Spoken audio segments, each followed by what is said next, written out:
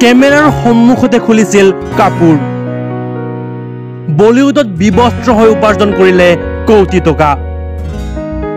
বহু সময়ত চিত্ৰনাট্যৰ চাহিদাৰ বাবে বলিউডৰ বহু অভিনেতাই এনে দৃশ্য গ্ৰহণ কৰিছিল য'ত তেওঁলোক সম্পূৰ্ণ উলংগ হৈছিল কেৱল এই দৃশ্যবোৰ দৰ্শকে ভাল পোৱাই নহয় এই দৃশ্যবোৰৰ বাবে সিনেমাবোৰ অতি সফল হৈ উঠিছিল ইয়াৰে এজন অভিনেতা হল ৰণবীৰ কাপুৰ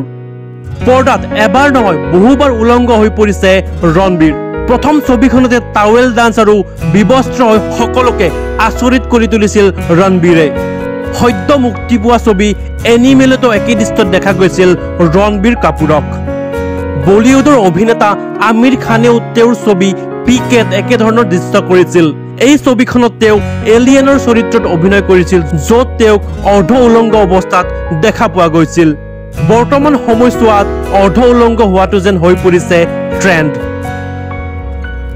আন এগৰাকী অভিনেতা হৈছে জনে কেৰিয়াৰত এনে বহু ছবিও কৰিছে যিবোৰ লিগৰ বাহিৰত আছিল নিউয়ৰ্ক আছিল তাৰ ভিতৰত অন্যতম ছবি এই ছবিখন যথেষ্ট সফল হৈছিল যিখন ছবিত জনক দেখা গৈছিল অৰ্ধ উলংগ অৱস্থাত এনেকুৱা বহু অভিনেতা অভিনেত্ৰী আছে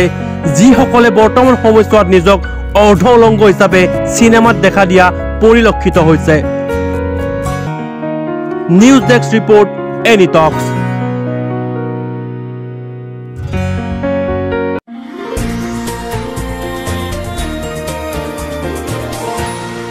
এনি টক্স হুতৰ বিপৰীতে ৰাইজৰ স্বাৰ্থ